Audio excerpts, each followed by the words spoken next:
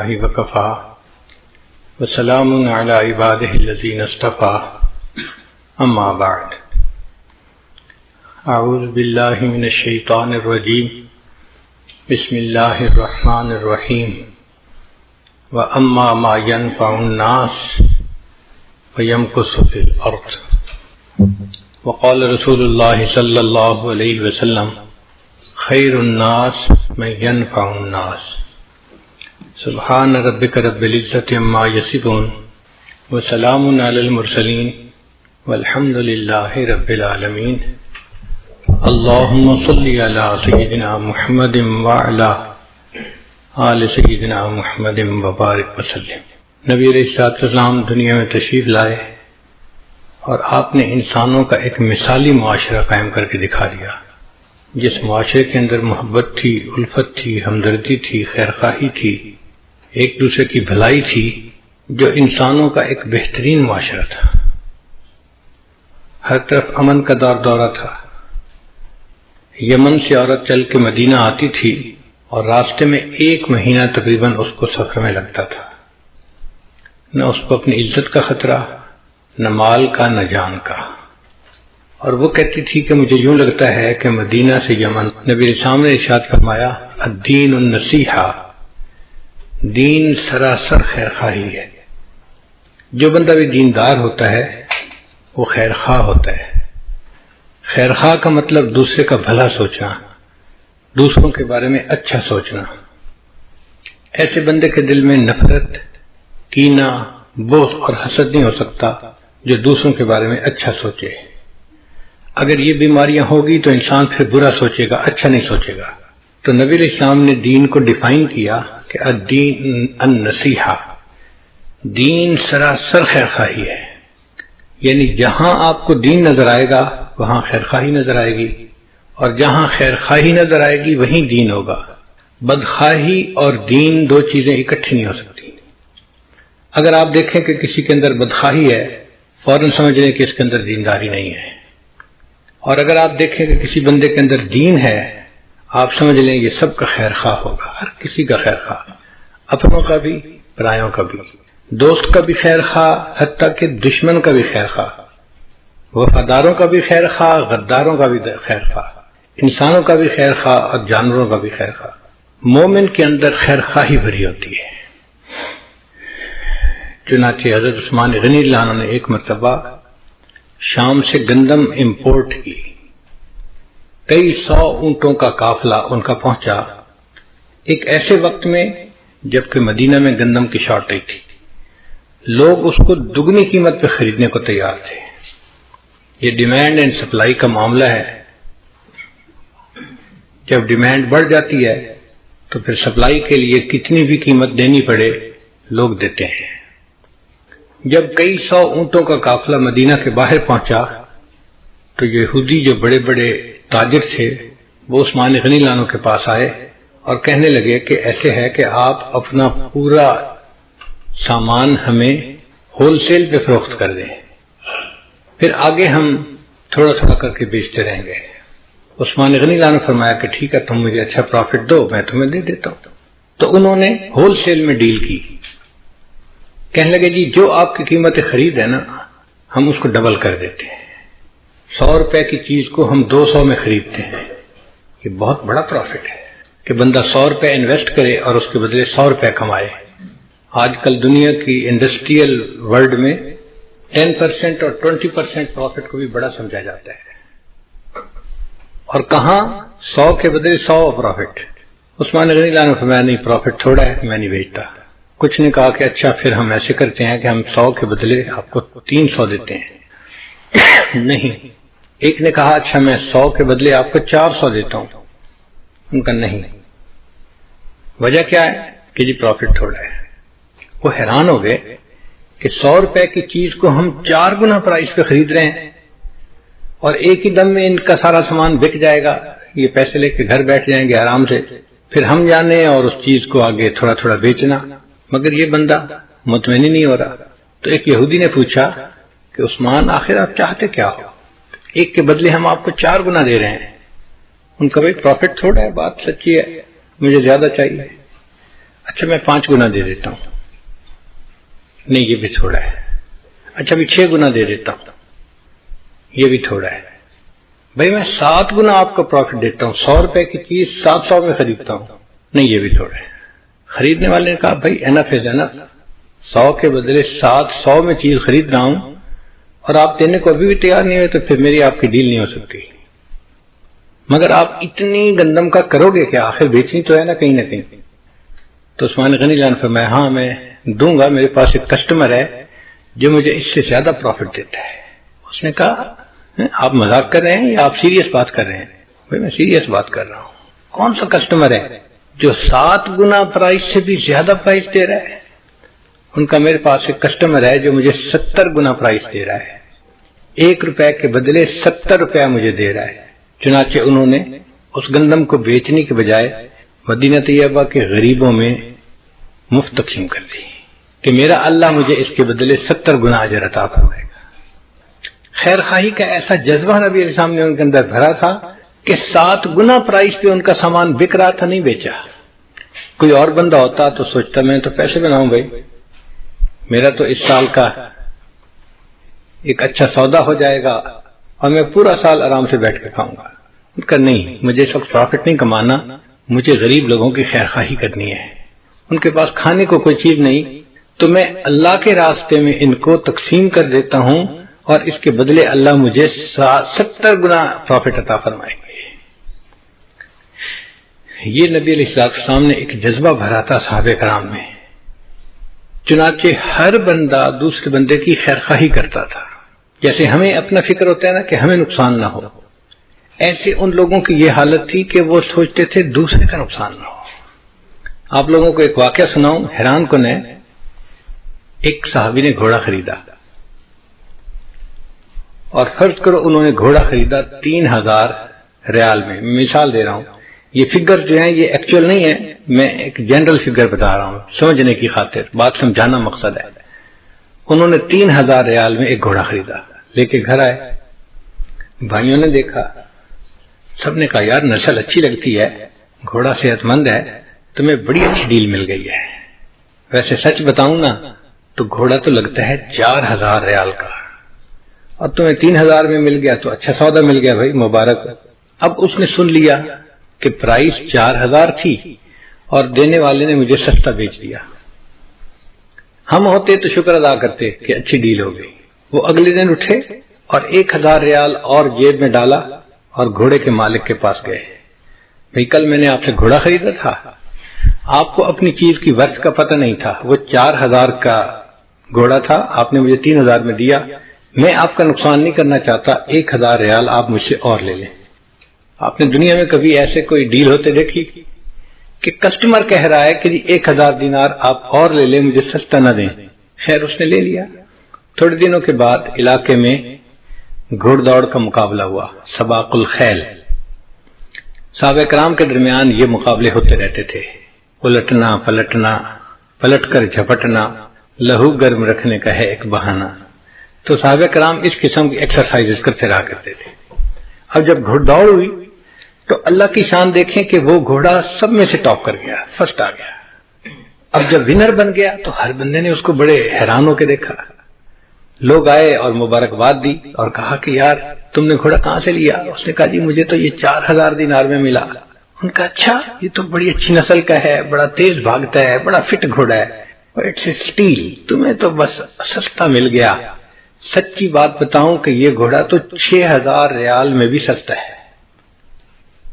اب انہوں نے اس کے کمنٹ سن لیے اور اگلے دن 2000 ریال اور جیب میں ڈال کے مالک کے پاس گئے، بھئی آپ کو اپنی چیز کی ورث کا پتہ نہیں تھا، آپ نے 3000 میں بیچی، پھر میرے بھائیوں نے اس کی قیمت 4000 لگائی، لیکن مقابلے سے پتہ چلا، کنفرمیٹری ٹیسٹ یہ تھا کہ گھوڑا بہت اچھا تھا، اس نے ون کیا، اور تھرڈ پارٹی نے کہا کہ یہ تو 6000 دینار میں بھی سستا ہے، تو پلیز آپ 2000 دینار اور لے لیجئے۔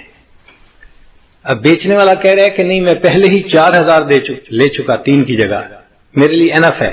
وہ کہتے ہیں نہیں میں آپ کا نقصان نہیں کرنا چاہتا، 2000 اور دینار دیے اور 3000 کا گھوڑا انہوں نے 6000 میں خریدا۔ جہاں یہ معاشرہ ہو، سوچئے وہاں پر ہر بندہ دوسرے کا کتنا خیر خواہ ہوگا۔ وہ اس کا نقصان کسی صورت میں کرنا ہی نہیں چاہتا، اس کا بھلا چاہتا ہے، اس کی اچھائی چاہتا ہے۔ اور یہی عام معاشرہ تھا اس وقت کا۔ حضرت عمر رضی اللہ عنہ کے دور میں ایک شخص نے زمین بیچی اور دوسرے نے زمین خریدی۔ اب جس نے زمین خریدی اس نے کہا کہ میں یہاں پہ سبزیاں کاشت کرتا ہوں، تو عام طور پہ لوگ 1-2 فٹ گہرا حل چلاتے ہیں، مگر کیا ہوتا ہے کہ وہ 1-2 فٹ حل چلنے سے جو 1-2 فٹ کے نیچے کی زمین ہے نا وہ سخت ہو جاتی ہے، اور پھر جو نیوٹریشن ہے وہ نیچے سے اوپر نہیں جاتی اور پانی اوپر نیچے لیچ نہیں کرتا، ایک ہارڈ جو ہے نا وہ لیئر بن جاتی ہے جو نقصان دیتی ہے۔ تو پھر اس کے لیے کبھی کبھی گہرا حل چلانا پڑتا ہے تاکہ اس لیئر کو بھی جو سخت ہو رہی ہے اس کو توڑ دیا جائے اور زمین نیچے سے لے کے اوپر تک نرم ہو جائے۔ اب جب اس صحابی نے وہ خریدا تو اس نے سوچا میں گہرا حل چلاتا ہوں۔ انہوں نے 2 فٹ گہرے حل کی جگہ وہ جو 4 فٹ گہرا حل تھا نا، گہرا حل جسے کہتے ہیں، وہ چلایا۔ اب جب حل چلایا تو زمین کے اندر سے ایک بکسا نکلا جس کے اندر سونا چاندی بھرا ہوا تھا۔ اس زمانے میں بینک تو ہوتے نہیں تھے، تو لوگ اپنا خزانہ اس طرح زمین کے اندر دفن کر دیا کرتے تھے کہ ایمرجنسی کے وقت ہم اس کو نکالیں گے، یہ محفوظ رہے۔ اب جب انہیں وہ خزانہ ملا تو انہوں نے بیٹھ کے سوچا بھئی میں نے تو مالک سے زمین خریدی تھی، یہ خزانہ تو نہیں خریدا تھا، یہ تو بہت زیادہ قیمتی ہے، یہ میرا حق نہیں، یہ اس مالک کا ہے جس نے زمین بیچی، مجھے اس کو ریٹرن کرنا چاہیے۔ آپ سوچیں ہم اگر اس وقت میں ہوتے تو ہم کسی کو خبر ہی نہ لگنے دیتے کہ کچھ ہوا یا نہیں، اور آرام سے اس سونے چاندی کو خود استعمال کرتے ہیں۔ وہ اگلے دن اس سونے چاندی کے بکسے کو لے کے مالک کے پاس گئے، میں نے آپ سے زمین خریدی تھی، حل چلایا اور اس میں سے یہ خزانہ نکلا، یہ میرا نہیں، یہ آپ کا ہے، آپ پلیز مجھ سے لے لیجیے۔ ان کا واہ بھائی واہ، جب میں نے زمین بیچ دی تو اب زمین سے جو نفع نکلے گا وہ میرا نہیں ہوگا، وہ آپ کا ہوگا، تو میرا تو تعلق ختم ہو گیا، میں نے پیمنٹ لے لی، دیٹس اٹ۔ اب اگر نکلا ہے خزانہ تو یہ آپ کا ہے، آپ کی قسمت ہے۔ وہ کہے میرا حق نہیں آپ کا ہے، اور دوسرا کہے میرا حق نہیں آپ کا ہے، اب ایک دوسرے کے درمیان اختلاف ہوا تو یہ مقدمہ عدالت میں آیا۔ آپ غور کریں آج ہماری عدالتوں میں عداوتیں بھری پڑی ہیں، ایک بندہ کہتا ہے میرا حق ہے، دوسرا کہتا ہے نہیں میرا حق ہے، ایک کہتا ہے میں اپنے حق کی خاطر آخری دم تک کوشش کرتا رہوں گا، دوسرا کہتا ہے میں اپنے حق کی خاطر خون کا آخری قطرہ بہا دوں گا۔ اپنا حق ہر بندہ کہہ رہا ہوتا ہے۔ یہ عجیب مقدمہ تھا، ایک بندہ کہتا ہے جی میرا نہیں یہ اس کا حق ہے، وہ کہتا ہے نہیں جناب میرا نہیں یہ اس کا حق ہے۔ اب قاضی فیصلہ کیا کرے، عجیب مقدمہ تھا، مگر اللہ نے اس وقت کے قاضیوں کو بھی بڑی سمجھ دی تھی۔ انہوں نے دونوں سے بات چیت سنی اور کچھ ان کے گھر کے حالات معلوم کیے تو انہیں پتہ چلا کہ ایک کے گھر میں بیٹا جوان ہے اور دوسرے کے گھر میں بیٹی جوان ہے۔ تو قاضی نے کہا کہ بھئی میں اس میں ججمنٹ تو نہیں دے سکتا، چونکہ یہ کہتا ہے اس کا حق ہے، وہ کہتا ہے اس کا حق ہے۔ ہاں میں مشورہ دے سکتا ہوں، میرا مشورہ یہ ہے کہ آپ دونوں اپنے بیٹے اور بیٹی کا نکاح کر دیں اور اس نکاح کے مہر کے طور پہ اس خزانے کو دے دیا جائے تاکہ دونوں کو اس کا بینیفٹ مل جائے۔ ایک وقت تھا کہ ہماری عدالتوں میں ایسے مقدمے آیا کرتے تھے، ہم ایک دوسرے کے اتنے خیر خواہ ہوتے تھے، اور یہی معاملہ تھا سب کا، صرف ایک شعبہ زندگی میں نہیں، دوسرے شعبوں میں بھی یہی حال تھا۔ امام اعظم ابو حنیفہ رحمۃ اللہ علیہ کپڑے کی دکان تھی، ریشم کے کپڑے بیچتے تھے۔ اس زمانے میں ریشم کا کپڑا سب سے اعلیٰ کپڑا سمجھا جاتا تھا، اور چونکہ لیڈیز استعمال کرتی ہیں تو اس لیے اس کی ڈیمانڈ بھی بہت تھی۔ عام طور پہ مغرب سے پہلے امام ابو حنیفہ رحمۃ اللہ دکان بند کرتے تھے۔ ایک دن آپ نے ظہر کے بعد دکان بند کر دی، گھر آ رہے تھے، کسی نے پوچھا نعمان آج جلدی گھر آ رہے ہو؟ بھئی میں نے دکان بند کر دی۔ ظہر کے بعد دکان کیوں بند کی؟ دکان تو آپ مغرب کے وقت بند کرتے ہیں۔ فرمانے لگے اس لیے کہ آج آسمان کے اوپر بادل ہیں اور ویزیبلٹی تھوڑی ہے، اور جب ویزیبلٹی تھوڑی ہوتی ہے تو گاہک کو کپڑے کی رنگت اور کوالٹی کا صحیح اندازہ نہیں ہوتا، کیونکہ بجلی کی لائٹیں تو ہوتی نہیں تھیں، چراغ جلتے تھے، تو میں نے دکان اس لیے بند کر دی کوئی بندہ کم قیمت کپڑے کو قیمتی سمجھ کے مجھ سے نہ خریدے، اس کو نقصان نہ ہو۔ میں نے ظہر کے وقت دکان بند کر دی۔ اگر دکاندار کی یہ سوچ ہے تو آپ سوچئے کہ نبی علیہ السلام نے ہمیں کیسی معاشرت سکھائی ہے۔ ہر بندہ دوسرے بندے کا خیر خواہ۔ قرآن مجید میں ایک سورت ہے، اس کا نام ہے النمل۔ نمل کہتے ہیں چیونٹی کو، اینٹ۔ تو انسان حیران ہوتا ہے، اللہ کا کلام، اور اس کلام میں چیونٹی کے نام کے اوپر ایک سورت کا نام، اور اس میں چیونٹی کا واقعہ بھی ہے۔ یا اللہ، آپ تو کائنات کے مالک و خالق ہیں، اور آپ نے اپنے قرآن میں چیونٹی کا تذکرہ کیا۔ چیونٹی کی کیا ورت ہوتی ہے؟ مگر اللہ نے چیونٹی کا تذکرہ کیا اور اس کے نام پر سورت کا نام رکھا۔ وجہ کیا تھی؟ کہ ایک چیونٹی نے دوسری چیونٹیوں کی خیر خواہی کی تھی۔ حضرت سلیمان علیہ السلام اپنے لشکر کو لے کے جا رہے تھے اور راستے میں چیونٹیاں پھر رہی تھیں۔ ان میں سے ایک چیونٹی نے فیل کر لیا کہ لشکر آ رہا ہے۔ اس نے اعلان کیا، یا ایتھا النمل ادخلوا مساکنکم، اے چیونٹیوں اپنے بلوں کے اندر داخل ہو جاؤ، سلیمان علیہ السلام کا لشکر آ رہا ہے، ایسا نہ ہو کہ وہ تمہیں پاؤں کے نیچے کچل کے چلا جائے اور تمہیں پتہ ہی نہ چلے۔ اب ایک چیونٹی کی دوسری چیونٹیوں کے ساتھ جو خیر خواہی تھی وہ اللہ کو اتنی پسند آئی، اللہ نے اس واقعے کا تذکرہ قرآن مجید میں کیا اور سورت کا نام چیونٹی کے نام پہ رکھ دیا۔ غور کرنے کی بات ہے، اگر ایک چیونٹی دوسری چیونٹیوں کی خیر خواہی کرتی ہے، اللہ کو وہ بات اتنی اچھی لگتی ہے، ایک انسان دوسرے انسان کی خیر خواہی کرے گا، اللہ کو یہ بات کتنی اچھی لگے گی۔ تو ہمیں چاہیے کہ ہم اپنے اندر خیر خواہی کا جذبہ بڑھائیں۔ ہم سمجھتے ہیں ہم بڑے خیر خواہ ہیں، لیکن اگر بیٹھ کے سوچیں گے نا، انالائز کریں گے، تو ہم بدخواہ بھی بڑے ہیں، دوسرے کا اچھا دیکھ بھی نہیں پاتے، کبھی اس کا اچھا نہیں اچھا لگتا، کبھی اس کا اچھا نہیں اچھا لگتا۔ اس لیے ہمارے دل میں نفرتیں ہیں، عداوتیں ہیں، چھپی ہوئی دشمنیاں ہیں ایک دوسرے کے ساتھ۔ اور دفتروں کے ماحول میں تو یہ جیلسی بہت زیادہ نظر آتی ہے، اس کو کہتے ہیں پروفیشنل جیلسی۔ اللہ اکبر کبیرہ۔ ہمیں ایک مرتبہ عجیب تجربہ ہوا، ہمارے ایک دوست تھے شارجہ کے رہنے والے، مجھے کہنے لگے کہ حضرت میں آپ کو کریب کی شکار کے لیے انوائٹ کرتا ہوں اپنے گھر، کھانا کھائیں گے مغرب کا، اور پھر مغرب کے فوراً بعد بیچ کے اوپر میرا گھر ہے، تو ہم سمندر میں جائیں گے اور کریب کی شکار کریں گے۔ فشنگ کا تو ہم نے شکار دیکھا ہوا ہے، لیکن کریب کا کبھی نہیں کیا تھا، تو ہمارے لیے بھی ایک نیا تجربہ تھا۔ تو میں نے ان کی دعوت قبول کر لی۔ ہم بچوں کے ساتھ گئے، بچے بھی بڑے ایکسائٹڈ تھے چھوٹے، کہ آج ہم کشتی پہ جائیں گے اور کریب کی شکار کریں گے۔ خیر وہ ہمیں ایک کشتی کے اوپر لے کے سمندر میں گئے، ایک خاص جگہ تھی، وہاں پہ کریب نکلتے ہی مغرب سے عشاء کے درمیان تھے۔ 24 گھنٹے میں یہ ان کا خاص ٹائم تھا جب وہ باہر نکلتے تھے اور ان کا شکار پاسبل تھا۔ آگے پیچھے وہ زمین کے اندر اور ریت کے اندر رہتے تھے، نظر نہیں آتے تھے، تو شکار نہیں ہو سکتا تھا۔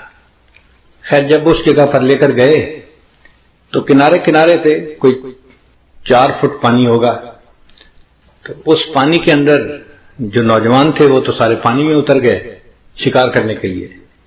میں بوڑھا کشتی کے اندر ہی بیٹھا رہا، اور میرے ساتھ گھر کے جو چھوٹے چھوٹے بچے تھے نا، 1 سال 3 سال 2 سال، وہ ساتھ بیٹھ کے کہ ہم دادا ابو کے پاس بیٹھتے ہیں۔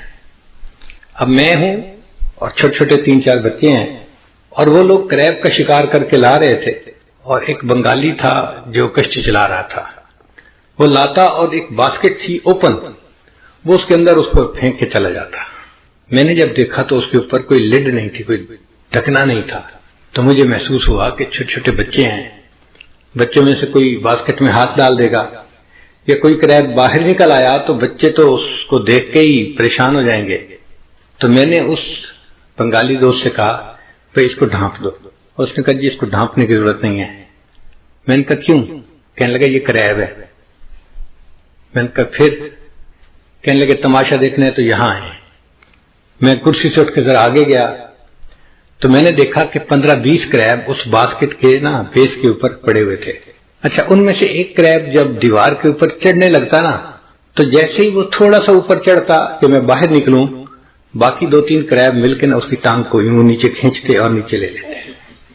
پھر تھوڑی دیر کے بعد دوسرا نکلنے کی کوشش کرتا تو اس باقی مل کے اس کی ٹانگ کھینچتے. اس نے کہا جی یہ ایک دوسرے کی ٹانگیں ہی کھینچتے رہیں گے، ان میں سے ایک بھی باہر نہیں نکل سکے گا. میرے لیے زندگی کا نیا تجربہ تھا. میں نے یہ منظر دیکھا اور مجھے اپنے دفتروں کا سما یاد آ گیا کہ یار بات تو ایسی ہے، ہمارے دفتروں میں معاملہ ایسا ہی ہے. ایک بندے کو اللہ عزت دیتے ہیں، پروموشن دیتے ہیں، دوسرے 2-4 مل کے نا اس کی ٹانگ کو نیچے کھینچتے ہیں، اوپر نہ جائے. ہمارے اندر خیر خواہی نہیں ہوتی، ہمارے اندر بدخواہی ہوتی ہے. دوسرے کی چھوٹی سی بات کو زوم کر کے ہم بڑا بنا دیتے ہیں اور ایسے پیش کرتے ہیں کہ اس سے زیادہ کام چور اور سست بندہ تو کوئی ہے ہی نہیں. اسی بدنیتی کی وجہ سے پھر ہمارے دل سیاہ ہوتے ہیں اور ہمیں عبادت کی توفیق نہیں ہوتی. ہمارے علاقے میں ایک بزرگ گزرے ہیں سلطان باہو رحمۃ اللہ علیہ. ان کا پنجابی زبان میں بڑا مزے کا کلام ہے. میں ان کا ایک کلام سناؤں گا اور پھر اس کو میں اردو میں ٹرانسلیٹ بھی کروں گا. فرماتے ہیں جے ناتیاں دھوتیاں رب ملدا تے ملدا کمبیاں مچھیاں نوں. اگر نہانے دھونے سے رب ملتا تو مچھلیوں کو اور کچھووں کو رب مل چکا ہوتا، وہ تو ہر وقت ہی نہاتے رہتے ہیں. جے ناتیاں دھوتیاں رب ملدا تے ملدا کمبیاں مچھیاں نوں. جے ذکر کیتیاں رب ملدا تے ملدا کال کڑیشیاں نوں. اگر ذکر کرنے سے رب ملتا تو ایک چھوٹا سا پرندہ ہوتا ہے، اس کو ہم اپنی زبان میں کہتے ہیں کال کڑیچھی. وہ آ کے دیوار کے ساتھ چھت کے ساتھ چپٹ جاتا ہے اور ساری رات آواز نکالتا رہتا ہے. وہ کہتے ہیں کہ وہ تو ساری رات اللہ کا ذکر کرتا ہے، اگر ذکر کرنے سے رب ملتا تو اس کو رب مل چکا ہوتا. یہ ناتیاں دھوتیاں رب ملدا تے ملدا کمبیاں مچھیاں نوں. یہ ذکر کیتیاں رب ملدا تے ملدا کال کڑیچیاں نوں. یہ سر منایا رب ملدا تے ملدا بھیڑاں سسیاں نوں. ایک بھیڑ ہوتی ہے، سسی کی بھیڑ کہتے ہیں اس کو. اس کے پورے بدن پہ بڑے لمبے لمبے بال ہوتے ہیں لیکن سر کے بال اس کے بہت چھوٹے ہوتے ہیں. تو وہ کہتے ہیں کہ اگر سر منڈانے سے رب ملتا تو پھر اس بھیڑ کو رب مل چکا ہوتا، اس کے تو سر پہ بال ہی چھوٹے ہوتے ہیں. یہ ناتیاں دھوتیاں رب ملدا تے ملدا کمبیاں مچھیاں نوں. یہ ذکر کیتیاں رب ملدا تے ملدا کال کڑیچیاں نوں. یہ سر منایا رب ملدا تے ملدا بھیڑاں سسیاں نوں. یہ جتیاں ستیاں رب ملدا تے ملدا دانداں کھسیاں نوں. اگر پاک دامنی کی زندگی گزارنے سے رب ملتا تو جو امپورٹنٹ بل ہوتے ہیں وہ تو فیمیل کے کاب سے جا ہی نہیں سکتے، ان کو رب مل جاتا. وہ تو خصی ہوتے ہیں، ان کو رب مل چکا ہوتا. تو یہ بات کر کے وہ پھر اپنا مدعا بیان کرتے ہیں جے ناتیاں دھوتیاں رب ملدا تے ملدا کمبیاں مچھیاں نوں. یہ ذکر کیتیاں رب ملدا تے ملدا کال کڑیچیاں نوں. یہ سر منایا رب ملدا تے ملدا بھیڑاں سسیاں نوں. یہ جتیاں ستیاں رب ملدا تے ملدا دانداں کھسیاں نوں. اور آخر پہ کہتے ہیں رب ملدا تے ملدا نیتاں اچھیاں نوں. اگر رب ملتا ہے تو اچھی نیت والوں کو رب ملتا ہے. اگر کوئی بندہ چاہتا ہے کہ مجھے اللہ مل جائے، اس کو اپنی نیت ٹھیک کرنی پڑے گی. ہر ایک کے بارے میں دل کے اندر خیر خواہی ہو، محبت ہو، پیار ہو، ایسے بندے کو رب ملتا ہے. جس کے دل میں حسد ہو، بغض ہو، کینہ ہو، عداوت ہو، نفرت ہو، ایسے بندے کو رب کہاں ملتا ہے؟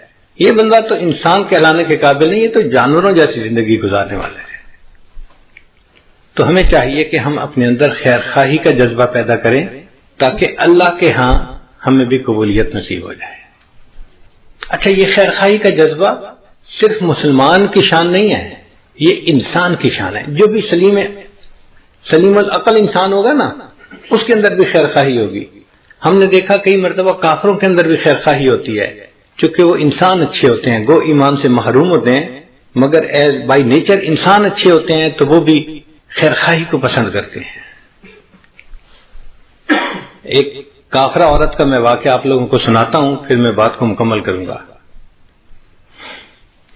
ایک عورت تھی جو 60s میں تھی، یعنی اس کی عمر تھی کوئی 65 سال. اچھی ایجڈ عورت ہو جاتی ہے.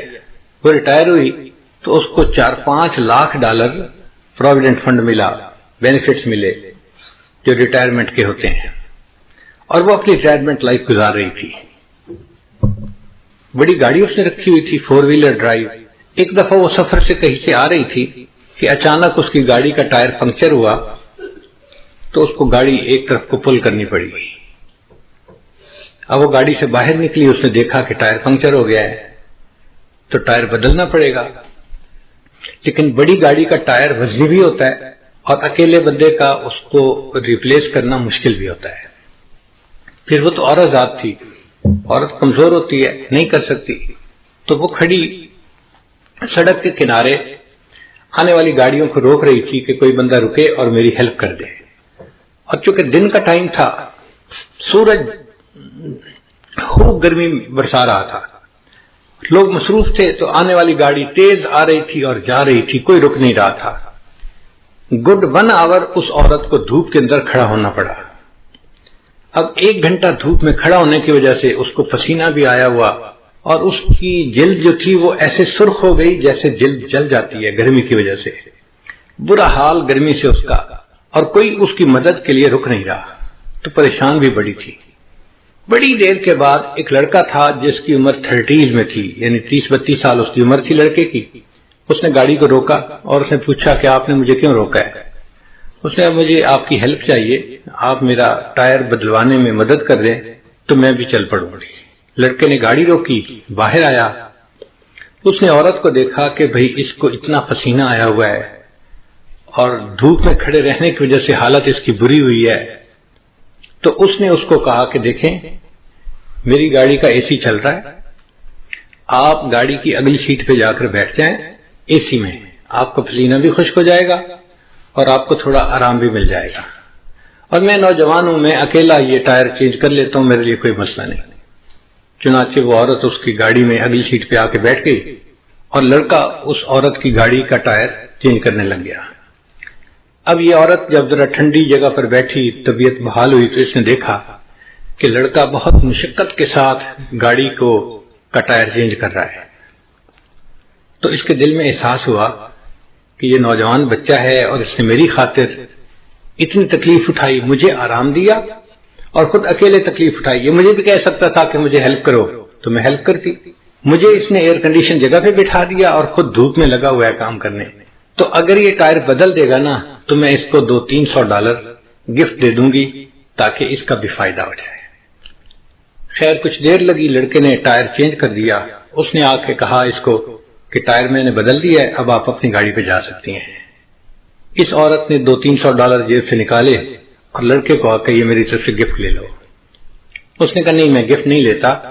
بس اس نے پوچھا کیوں نہیں لیتے؟ اس لڑکے نے آگے سے جواب دیا, It is objective of my life to help others. It is objective of my life to help others. When I help someone, I feel happy. یہ جو مجھے خوشی ملتی ہے نا کسی کی مدد کر کے, بس میرا ریوارڈ یہی کافی ہے, مجھے آپ سے $200-300 نہیں چاہیے. اب وہ عورت اپنی گاڑی میں آئی اور چل پڑی, مگر اس کے ذہن میں یہی فکر گھوم رہا تھا, It is objective of my life to help others. When I help someone, I feel happy. اور وہ سوچ رہی تھی کہ دنیا میں ایسے بھی انسان ہوتے ہیں کہ جو دوسروں کی ہیلپ کر کے خوش ہوتے ہیں. حیران ہو رہی تھی. اب گاڑی جب اس نے چلائی, تھوڑی دیر بعد اس کو فیل ہوا کہ مجھے تو بہت پیاس لگی ہوئی ہے اور بھوک بھی لگی ہوئی ہے. اس نے سوچا اچھا جو نیکسٹ ایگزٹ آئے گا نا تو میں اس پہ گاڑی کو باہر نکالوں گی موٹر وے سے, اور جو ریسٹورینٹ ملا اس پہ میں کھانا کھاؤں گی اور پھر سفر شروع کروں گی. چنانچہ نیکسٹ ایگزٹ پہ اس نے گاڑی باہر نکالی اور قریب میں کوئی ریسٹورینٹ تھا, وہاں اس نے گاڑی پارک کی اور جا کے کھانے کے لیے بیٹھ گئی. اس ہوٹل میں ایک ویٹریس تھی ریسٹورینٹ میں جو کھانا لاتی تھی. اس نے پوچھا کیا چاہیے, اس نے بتایا مجھے یہی چیز لا دو. تو وہ ویٹریس اس کے لیے کھانا لے کے آئی. جب اس نے اس کے آگے کھانا لگایا نا, اب اس دوران یہ عورت یہی بیٹھی سوچ رہی تھی کہ اس لڑکے نے کتنا اچھا جواب دیا, It is objective of my life to help others. When I help someone, I feel happy. اس عورت نے, بوڑھی عورت نے دیکھا کہ وہ جو ویٹریس کھانا لے کے آئی ہے وہ ایک نوجوان اور پریگننٹ لڑکی ہے, اور اس کے جسم کو دیکھ کے پتہ چلتا ہے کہ اس کا پریگننسی کا کوئی 6واں مہینہ چل رہا ہوگا, یعنی کافی قریب وقت ہے ڈیلیوری کا. اب ایسے وقت میں تو عورت کو گھر پہ آرام کرنا چاہیے, مگر وہ ڈیوٹی کر رہی تھی. تو اس نے سوچا یہ غریب لڑکی ہوگی, اس لیے اس کو نوکری کرنی ہے تاکہ اپنے آپ کو سپورٹ کر سکے. تو اس نے اس سے ذرا بات پوچھی کہ تمہارا کیا حال ہے، تم کیا کرتی ہو؟ اس نے بتایا کہ میں شادی شدہ ہوں اور میں پریگننٹ ہوں اور میرا 7واں مہینہ لگا ہوا ہے اور 2 مہینے کے بعد ڈیلیوری ہے، مگر یہاں پہ جو ہاسپٹل ہے نا اچھا، وہ بہت مہنگا ہے اور میں اور میرے ہسبینڈ ہم دونوں چاہتے ہیں کہ بچے کی ڈیلیوری وہاں پہ ہو، مگر اس کی فیس ہم نہیں دے سکتے۔ تو ہم میاں بیوی نے آپس میں مشورہ کیا، کچھ پیسے میرا ہسبینڈ جمع کرے گا اور کچھ پیسے میں جمع کروں گی اور مل کے ہم اس فیس کو ادا کریں گے۔ اب چونکہ میں نے پیسے جمع کرنے ہیں تو میں اس وقت چھٹی نہیں لے سکتی، مجھے اس پریگننسی کے باوجود ڈیوٹی کرنی ہے، میں تکلیف اٹھا رہی ہوں مگر میں ڈیوٹی کر رہی ہوں۔ اب اس عورت کے ذہن میں خیال آیا کہ میرے پاس تو ریٹائرمنٹ کے کوئی $500,000 بینک میں پڑے ہوئے ہیں، اب $500,000 فالتو پڑے ہیں، اگر میں اس لڑکی کو اس کے ڈیلیوری کے اس کی فیس دے بھی دوں تو مجھے کوئی فرق نہیں پڑتا، مگر اس کے لیے آسانی ہو جائے گی اور یہ بچی اپنے گھر پہ آرام کرے گی۔ اس نے اس سے پوچھا کہ ہاسپٹل کی فیس کتنی ہے؟ اس نے کہا جی $5,000۔ اس نے $5,000 کا چیک لکھا اور ایک لفافے میں ڈال کے نا کھانا کھانے کے بعد اس ویٹریس کو ٹپ دی اور کہا کہ یہ میری طرف سے گفٹ ہے، لیکن اس کو آپ نے یہاں نہیں کھولنا، گھر جا کے کھولنا ہے۔ اس نے جیب میں ڈالی، ٹھیک ہے میں گھر جا کے کھولوں گی۔ اب یہ بوڑھی عمر کی عورت اپنے گھر واپس آ گئی اور وہ نوجوان ویٹریس جو تھی وہ اپنے گھر گئی ڈیوٹی کے بعد۔ جب گھر گئی تو اس کا ہسبینڈ جو تھا وہ ایک بزنس ٹرپ پہ گیا ہوا تھا دوسرے شہر اور وہ واپس آ چکا تھا، چنانچہ اس ویٹریس نے اپنے گھر میں کھانا لگایا اور خاوند کے ساتھ بیٹھ کے کھانا کھانے لگی۔ اب کھانے کے دوران دونوں میاں بیوی آپس میں ڈسکس کرنے لگے کہ کتنا ٹائم رہ گیا بچے کی ڈیلیوری کا۔ اس نے بتایا کہ الٹرا ساؤنڈ کرنے والی ڈاکٹر نے اس تاریخ کو بچے کی ڈیلیوری کا ٹائم بتایا ہے۔ تو خاوند نے کہا کہ اچھا پھر ہمیں پیسے تیار رکھنے چاہیے، چونکہ ہاسپٹل والوں کو تو پہلے پیمنٹ کرنی پڑتی ہے پھر وہ بندے کو ایڈمٹ کرتے ہیں، تو کیا تمہارے پاس پیسے جمع ہو گئے؟ لڑکی نے کہا ہاں میرے پاس بھی کچھ پیسے جمع ہو گئے ہیں، تو میں بھی کنٹریبیوٹ کروں گی، آپ بھی کریں گے اور ہم دونوں مل کے بل پے کر دیں گے۔ اس دوران اس لڑکی کو خیال آیا کہ آج ایک عورت کھانا کھانے آئی تھی اور اس نے مجھے گفٹ بھی دیا تھا، تو اس نے اپنے ہسبینڈ کو بتایا کہ آج ایک عورت نے مجھے گفٹ دیا تھا۔ اس نے پوچھا کیا گفٹ دیا تھا؟ اس نے کہا پتہ نہیں، وہ لفافہ جیب میں ہے کپڑے میں۔ اس نے کہا لے آؤ۔ تو وہ نوجوان لڑکی گئی اور جیب سے وہ لفافہ لے کے آئی اور اس نے اپنے خاوند کو پکڑا دیا۔ اب جب خاوند نے اس لفافے کو کھولا تو اس کے اندر $5,000 کا ایک چیک تھا۔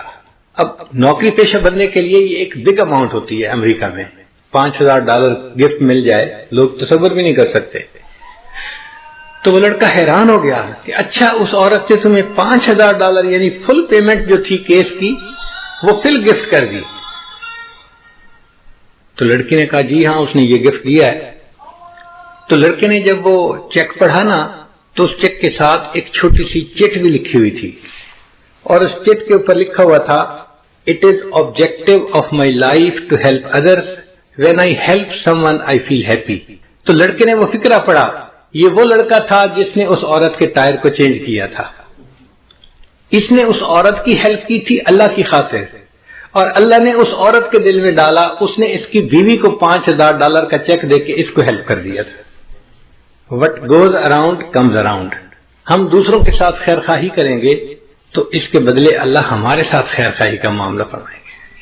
خیر خواہ بندے کے ساتھ ہمیشہ خیر خواہی ہوتی ہے، کیونکہ اللہ اس کے ساتھ خیر خواہی کرتا ہے، کوئی اس کی بدخواہی کر ہی نہیں سکتا۔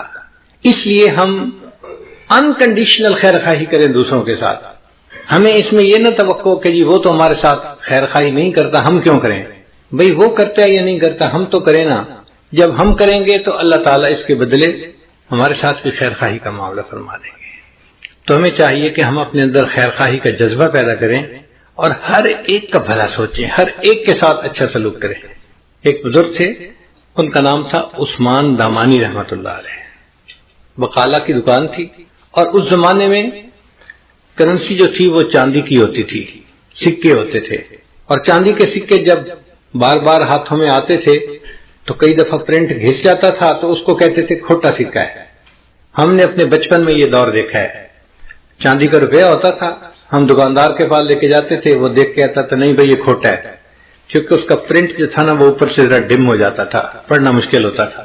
ان کے پاس کوئی کھوٹا سکہ لے کے آتا وہ پہچان لیتے مگر اس کو سودا دے دیتے کہ یہ بندہ امید لے کے آیا ہے کہ مجھے سودا ملے گا، تو اگر میں نے سودا نہ دیا تو اس کا دل ٹوٹے گا، کوئی بات نہیں، یہ سودا لے جائے، اگر یہ کرنسی چل گئی تو ٹھیک، نہیں بھی چلی تو کوئی بات نہیں، یہ نقصان میں برداشت کر لوں گا۔ تو وہ سکہ رکھ لیا کرتے تھے۔ چنانچہ ان کی دکان کے کونے میں کھوٹے سکوں کا ایک ڈھیر لگ گیا تھا۔ اللہ کی شان کے وہ بیمار ہو گئے، اور بیماری بھی زیادہ تھی، آخری مرض المفات جسے کہتے ہیں وہ تھی۔ لیٹے ہوئے تھے، اچانک انہیں فیل ہوا کہ جیسے ہارٹ اٹیک ہوتا ہے نا، تو بندے کو فیل ہوتا ہے کہ some thing is seriously wrong some where. تو ان کو جو ہارٹ اٹیک ہونے لگا تو وہ اٹھ کے بیٹھ گئے اور اللہ سے دعا کرنے لگے، یا اللہ، میں ساری زندگی تیرے بندوں سے کھوٹے سکوں کو قبول کرتا رہا، اللہ تو بھی میرے کھوٹے عملوں کو قبول فرما۔ اے اللہ، میں ساری زندگی تیرے بندوں سے کھوٹے سکوں کو قبول کرتا رہا، اللہ تو بھی میرے کھوٹے عملوں کو قبول کر لے۔ تو ہمارے اکابر اللہ کے سامنے اپنے اعمال اس طرح کے پیش کرتے تھے، وہ دوسروں کے ساتھ خیرخواہی کرتے تھے اور اس کے بدلے پھر اللہ سے خیرخواہی کی توقع رکھتے تھے۔ ہم ہر ایک کے ساتھ بدخواہی کرتے ہیں، اپنوں کے ساتھ بھی، پرایوں کے ساتھ بھی۔ کئی گھروں میں تو دیکھا خامد بیوی کا بدخواہ موقع تلاش کر رہا ہوتا ہے، میں اسے کیسے تنگ کر سکتا ہوں۔ بیوی روتی ہے، اس کے آنسو دیکھتا ہے، احساس نہیں ہوتا۔ بیٹا ماں کو رلاتا ہے، بھائی بھائی کو رلاتا ہے۔ ہم اپنے لوڈ ون جو ہیں، جو قریبی ہوتے ہیں، ان کا احساس نہیں کرتے، بے حس انسان بن گئے ہیں۔ ہمیں اللہ کیسے پیار کریں گے، کیسے ہم سے اللہ محبت فرمائیں گے؟ تو ہمیں ایک انسان بن کے زندگی گزارنی چاہیے جس کے اندر دوسروں کے ساتھ خیر خواہی کا جذبہ ہو، اچھائی کا جذبہ ہو۔ یہ جذبہ ہمیں کام آئے گا۔ چنانچہ اللہ کے محبوب صلی اللہ علیہ وسلم اتنے خیر خواہ تھے، اتنے خیر خواہ تھے۔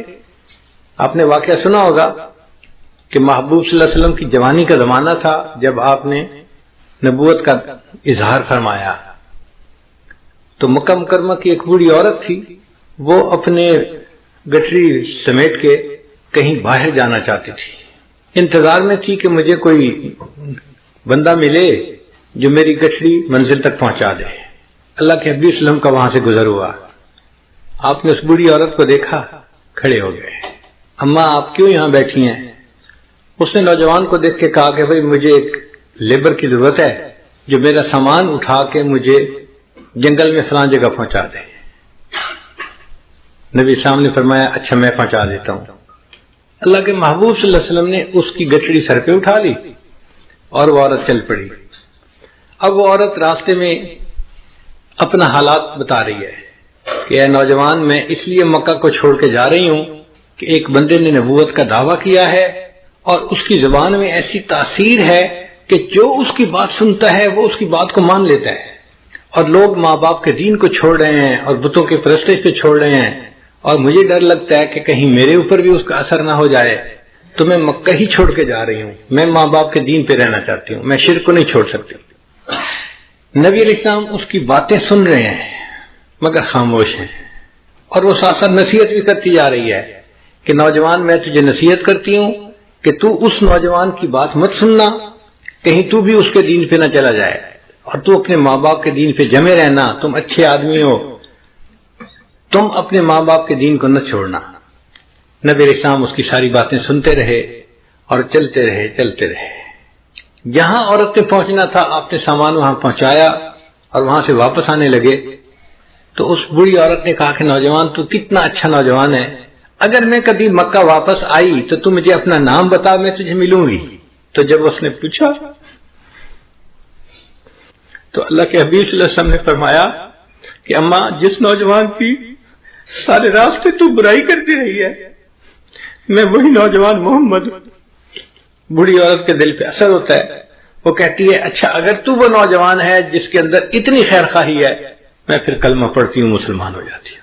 اللہ کے محبوب صلی اللہ علیہ وسلم کی خیر خواہی نے ایسے بوڑھے کافروں کے دلوں کو بھی جیت لیا تھا۔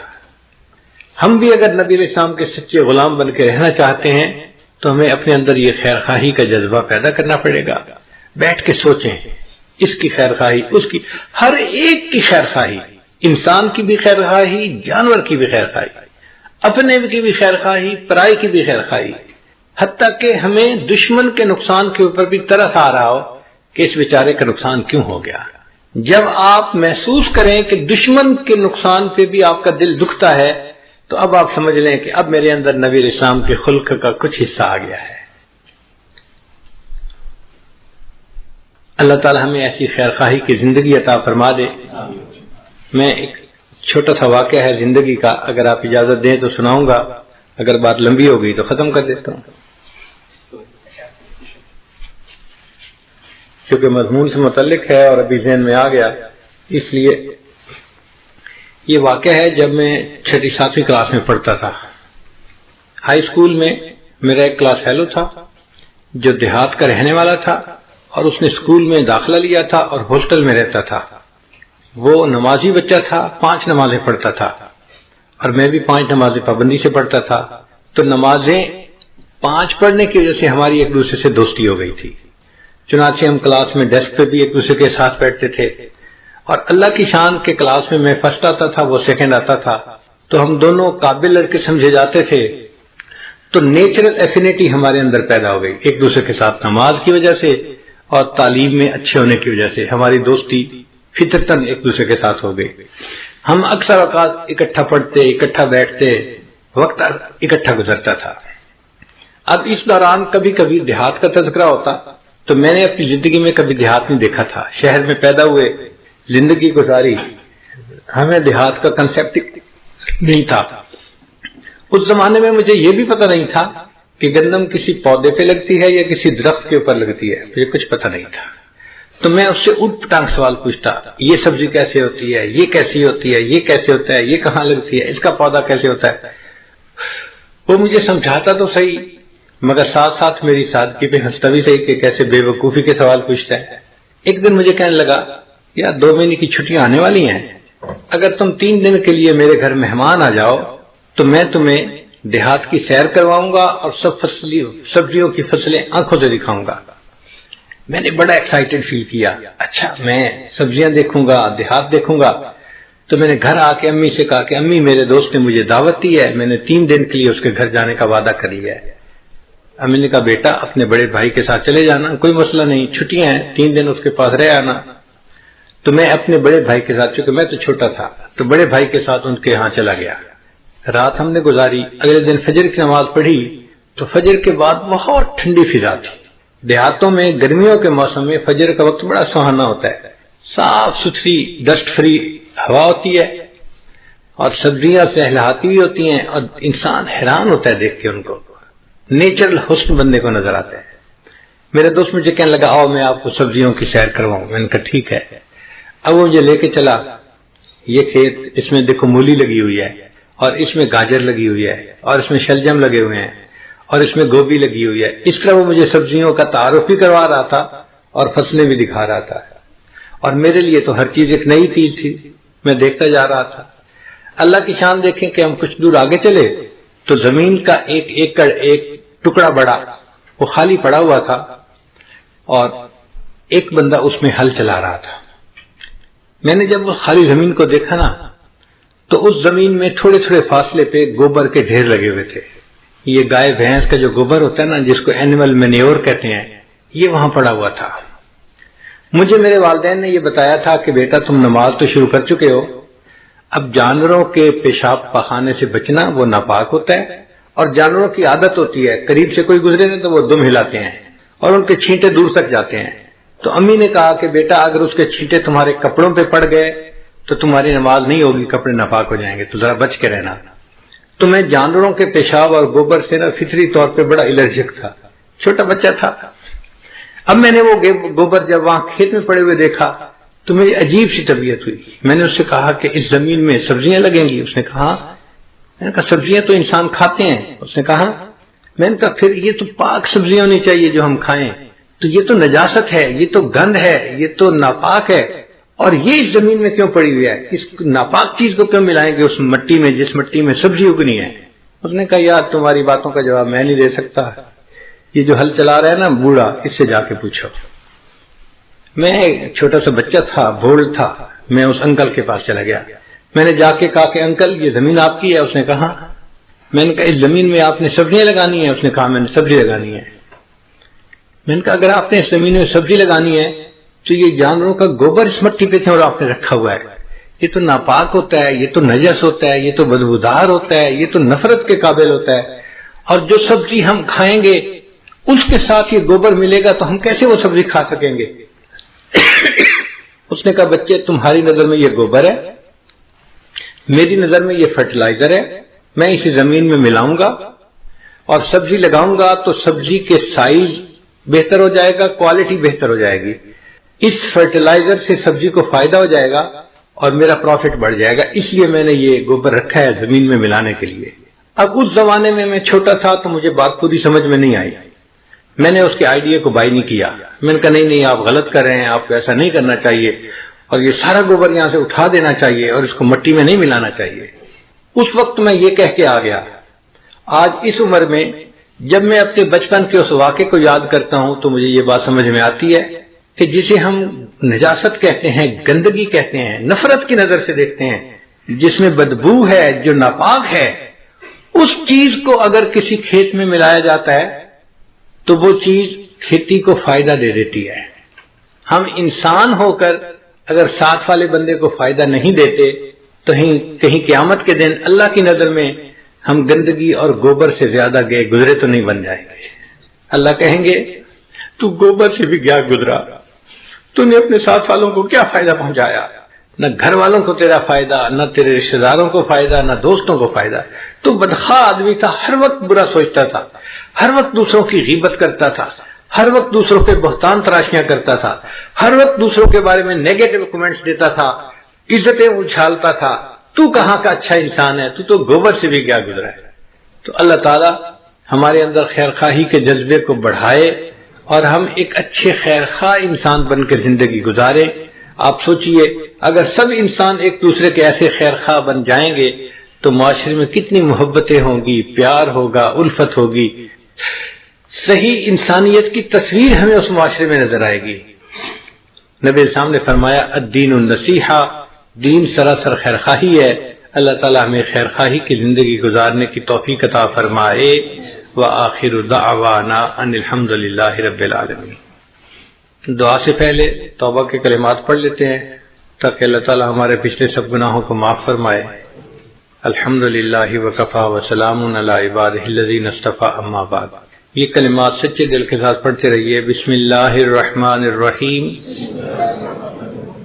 لا الہ الا اللہ محمد الرسول اللہ، آمنت باللہ وملائکتہ وکتبہ ورسلہ والیوم الآخر والقدر خیرہ وشرہ من اللہ تعالی والبعث بعد الموت، آمنت باللہ کما ہوا باسمائہ وصفاتہ وقبلت جمیع احکامہ اقرار باللسان وتصدیق بالقلب،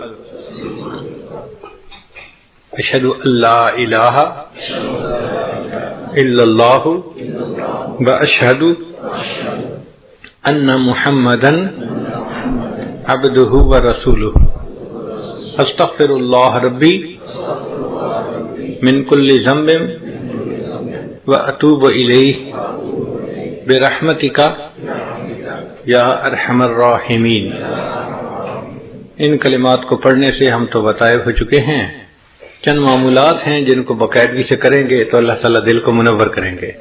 ان میں پہلی چیز ہے 100 مرتبہ استغفار پڑھنا، دوسرا ہے 100 مرتبہ درود شریف پڑھنا، تیسرا ہے قرآن مجید کی تلاوت روزانہ کرنا، چوتھا ہے چلتے پھرتے ہر وقت دل میں اللہ کو یاد کرنا، اور پانچواں ہے مراقبہ کرنا۔ مراقبے کا طریقہ بہت آسان ہے۔ جب آپ نماز پڑھ کے فارغ ہو تو تھوڑی دیر کے لیے اللہ سے لو لگا کے بیٹھیں کہ اللہ کی رحمت آ رہی ہے، دل میں سما رہی ہے، دل کی ظلمت اور سیاہی دور ہو رہی ہے، اور میرا دل کہہ رہا ہے اللہ اللہ اللہ۔ زبان سے نہیں بولنا، دل پڑھ رہا ہے اور آپ سن رہے ہیں۔ چند دن کی مشق سے آپ کو فیلنگ شروع ہو جائے گی دل سے اللہ اللہ کی، اس کو ذکر قلبی کہتے ہیں، اور یہ جب شروع ہو جاتی ہے تو 24 گھنٹے بندے کو یہ فیلنگ ہوتی ہے، اس کو ذکر قلبی کہتے ہیں۔ وہ جن کا عشق صادق ہے وہ کب فریاد کرتے ہیں، لبوں پہ مہر خاموشی دلوں میں یاد کرتے ہیں۔ ہم بھی اپنے اللہ کو اپنے دل میں یاد کریں، پھر اللہ تعالیٰ کے ہاں ہمارا اچھے لوگوں میں نام شمار ہوگا اور اللہ کی محبت دل میں آئے گی۔